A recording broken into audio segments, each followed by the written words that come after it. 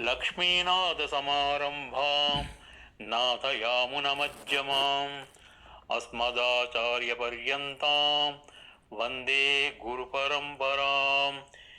యో నిత్యమచ్యుతపదాంబుజయుగ్మరుక్మ వ్యామోహతస్తదితరాణి తృణాయ మేనే. అస్మద్గురో భగవతోస్య దయైకసింధో రామానుజస్య చరణౌ శరణం ప్రపద్యే. మాతాపితా యువతయస్తనయా విభూతి సర్వం యదేవ నియమేన మదన్వయానాం. ఆద్యస్య న కులపతే వకులాభిరామం శ్రీమత్తతంఘ్రియుగళం ప్రణమామి మూర్ధ్నా.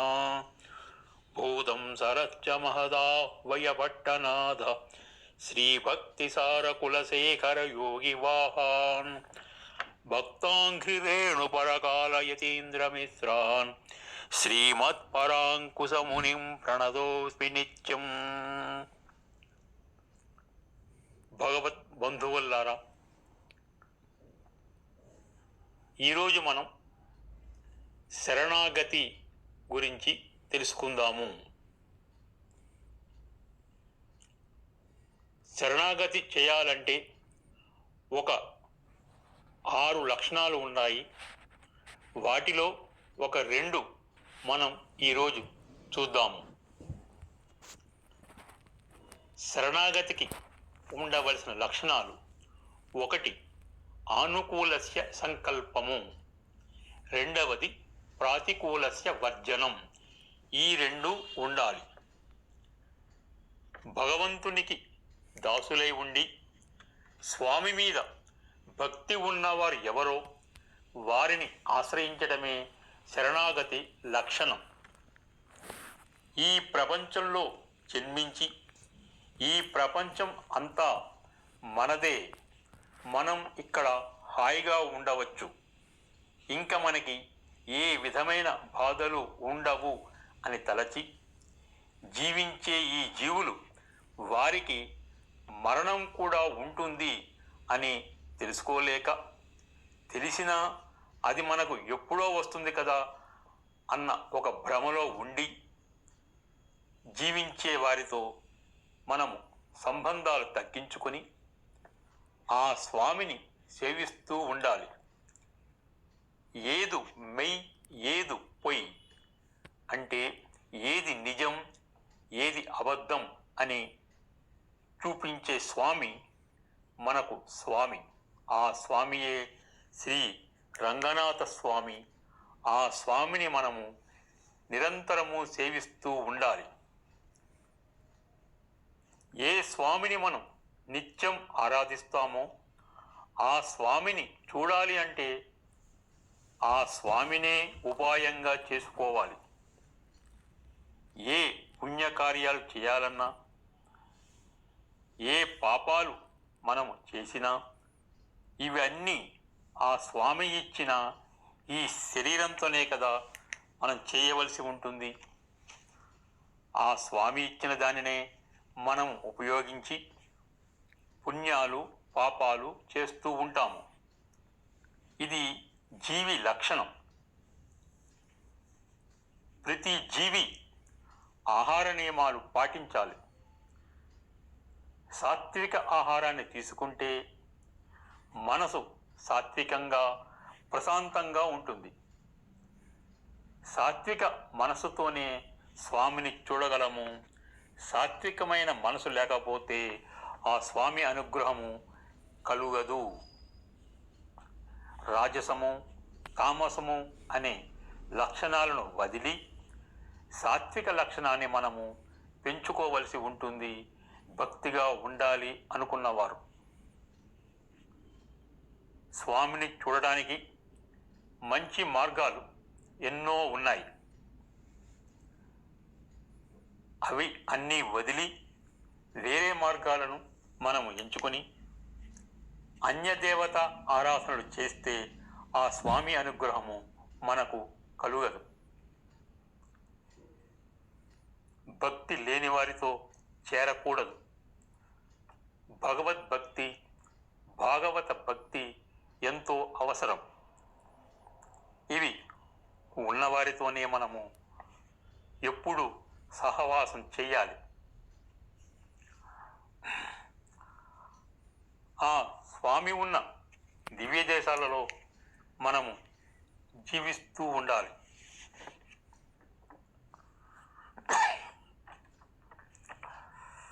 లేదా కనీసం ఆ దివ్య దేశాలలో ఉన్న వారితోనైనా మంచి సంబంధం కలిగి ఉంటే అది ఆ స్వామి ప్రీతికి ఎంతో అనుకూలంగా ఉంటుంది.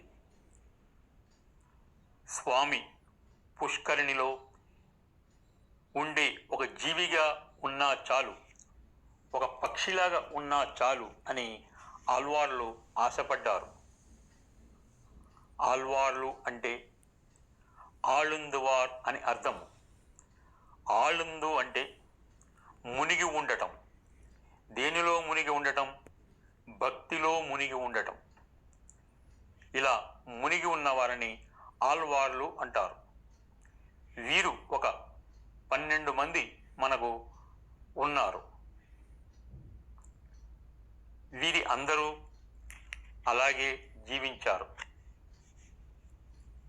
ఒక పక్షిలాగా ఒక దివ్య దేశంలో ఉన్నప్పుడు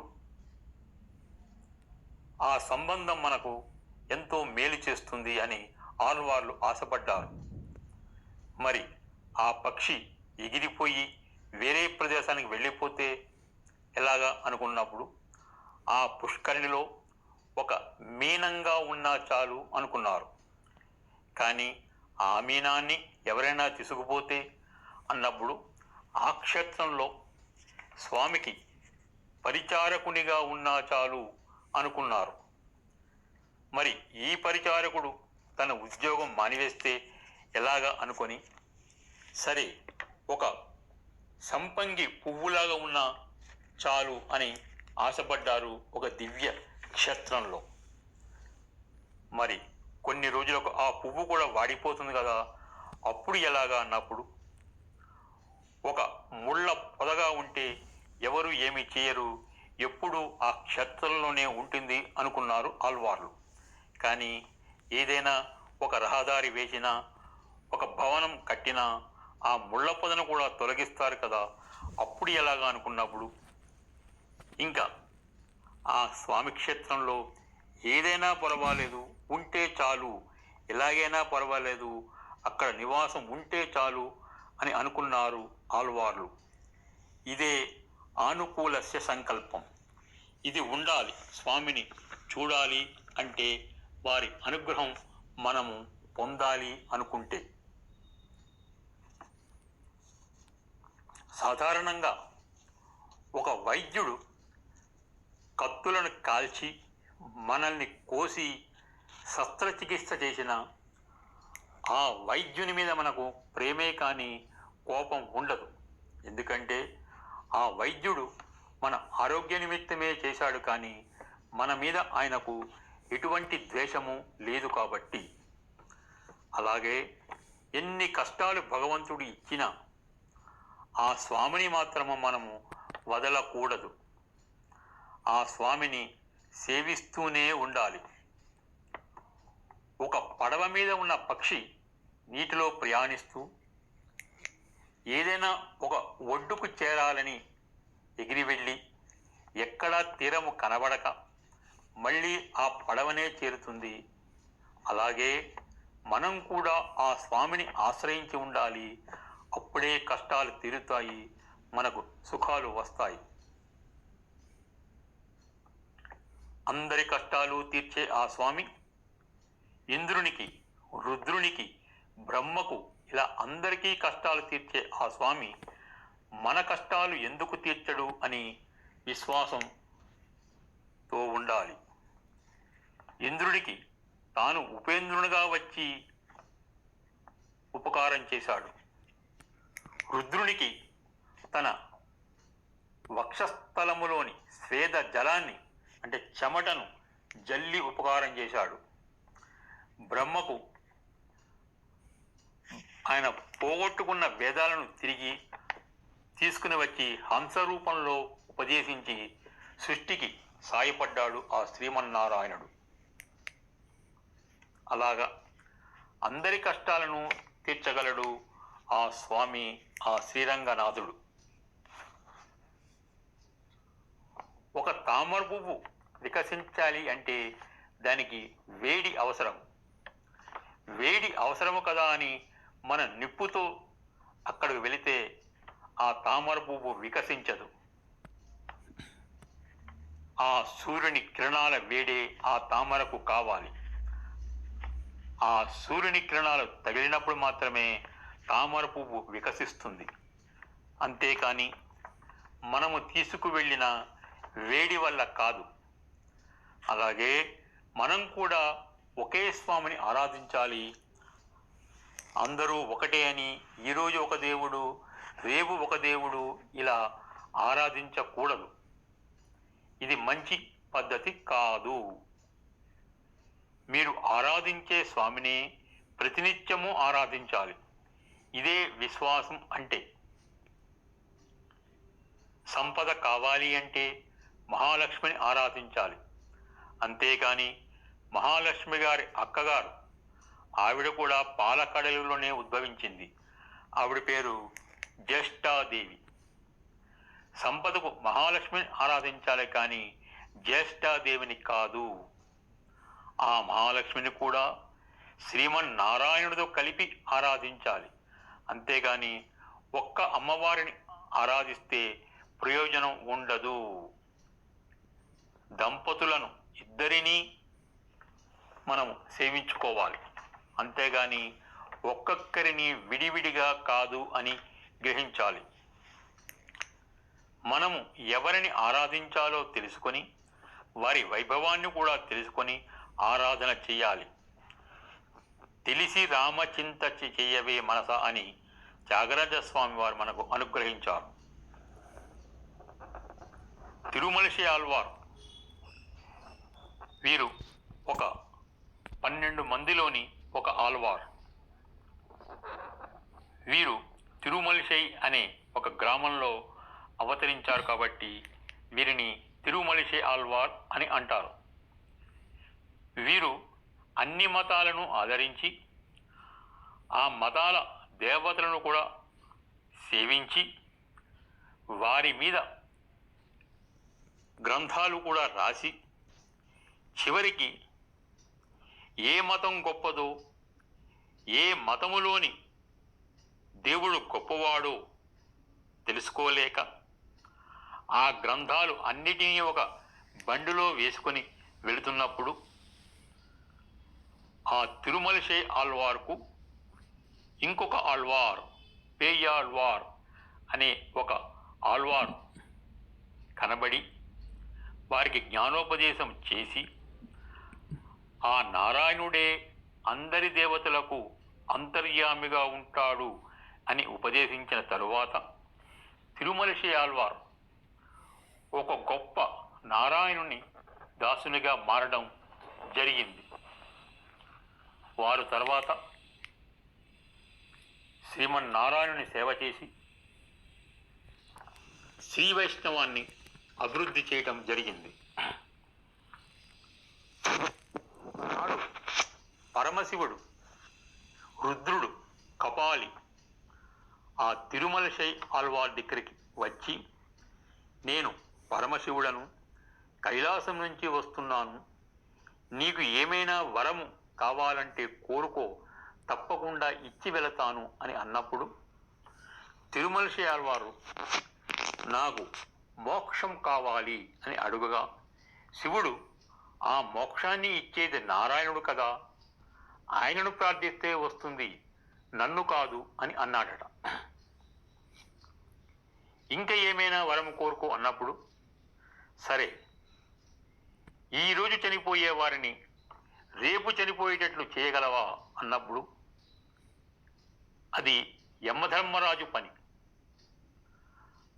ఆయనను ప్రార్థిస్తే ఆ పని ఆయన చేస్తాడు, నేను కాదు అన్నాడట.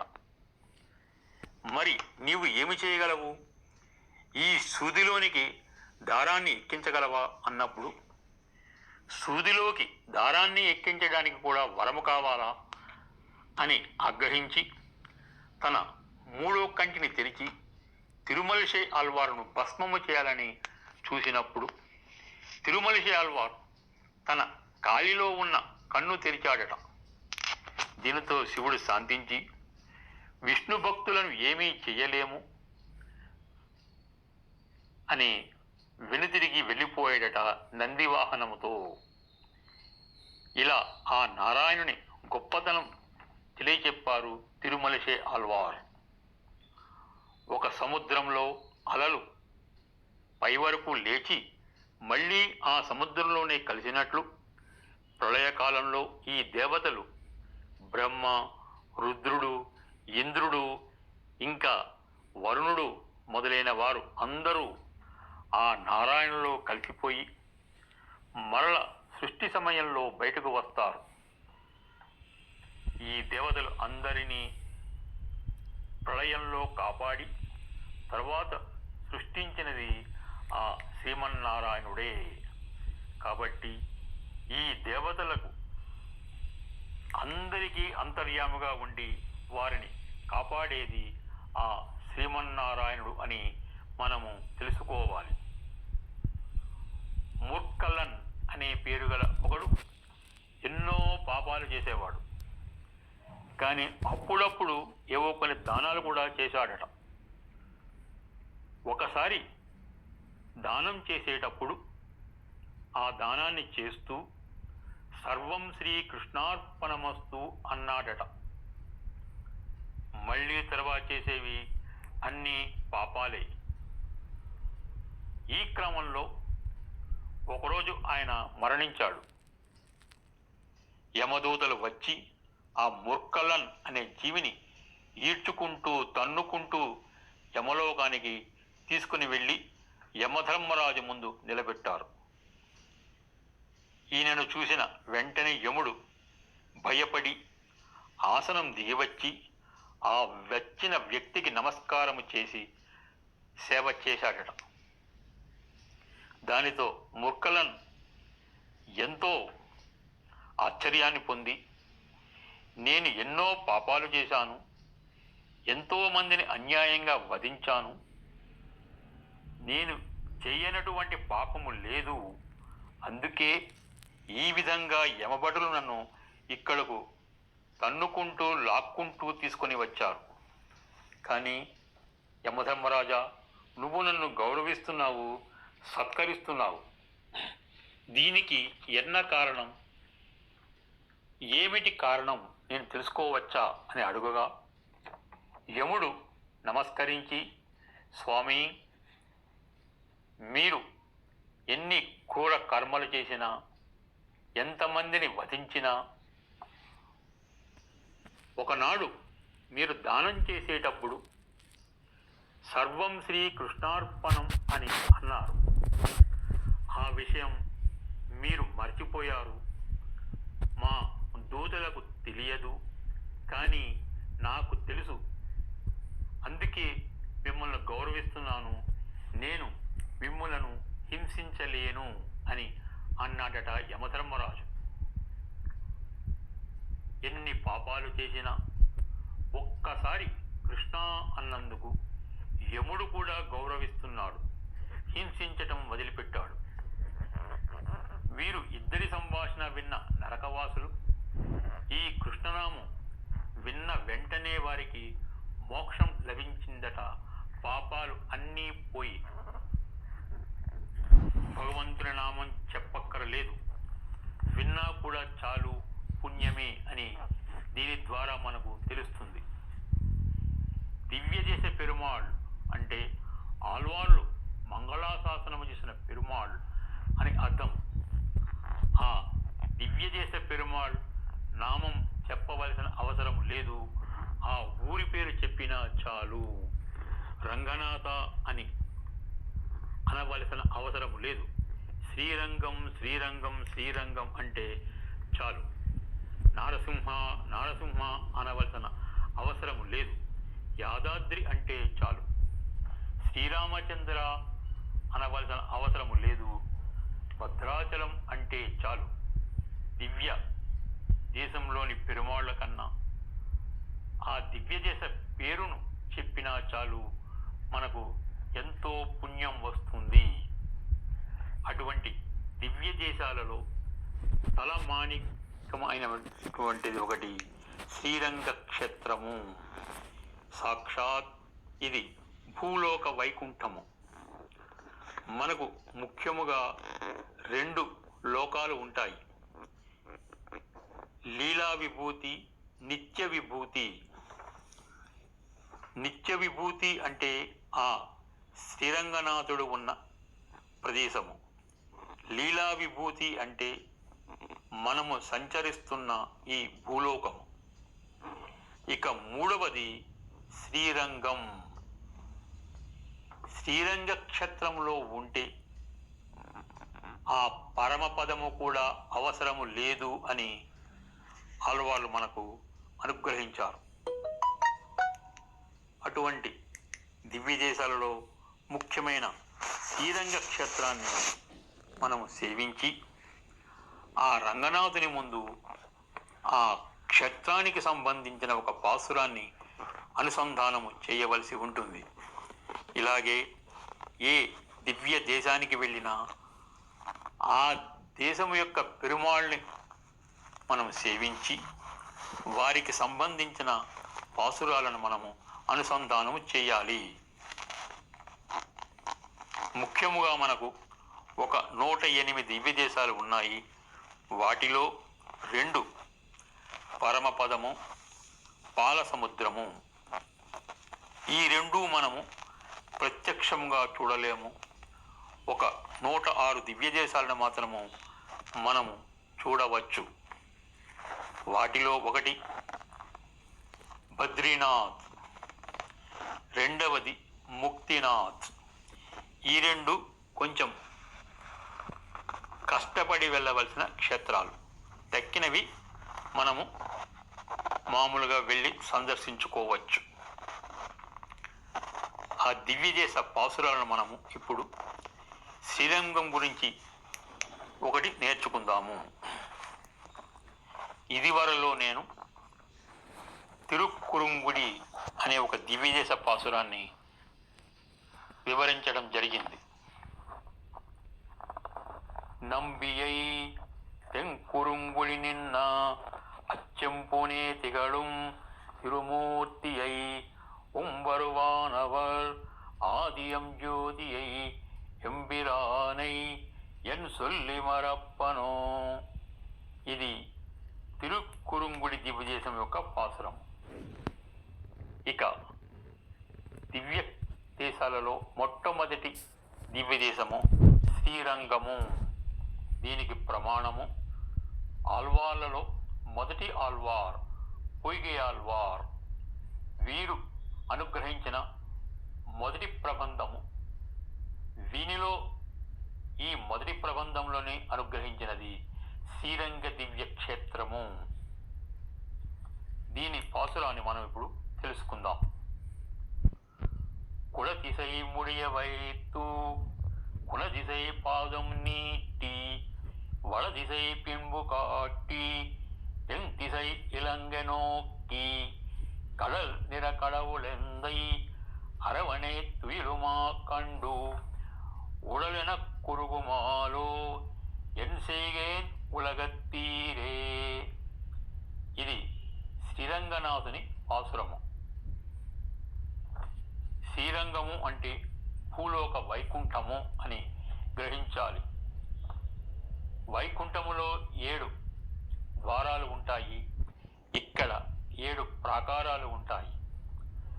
వైకుంఠంలో మనకు విరజా నది ఉంటుంది. ఈ శ్రీరంగంలో కావేరీ నది ఉంటుంది. కులదిశై ముడియవైత్తు అంటే పడమటి దిక్కులో తన తిరుముడి శిరస్సు ఉంచి కులదిశై పాదము నీటి. కులదిశై పాదము నీటి అంటే పొడిగించి అనే అర్థం. తూర్పు దిశలో తన పాదాన్ని చాచి వడదిశై పింబు కాట్టి ఉత్తరం వైపు తన నడుమును చూపిస్తూ తెందిశై ఇలంగెనోక్కి దక్షిణం వైపు శ్రీలంకను చూస్తూ ఉంటారు స్వామి శ్రీరంగ క్షేత్రంలో. ఇది ఒక దివ్య దేశము. శ్రీరంగానికి తూర్పులో ఉన్న దివ్యదేశము తిరుమండంగుడి. ఇది తొండర్ అడిప్పొడియాళ్వార్ అవతార స్థలం.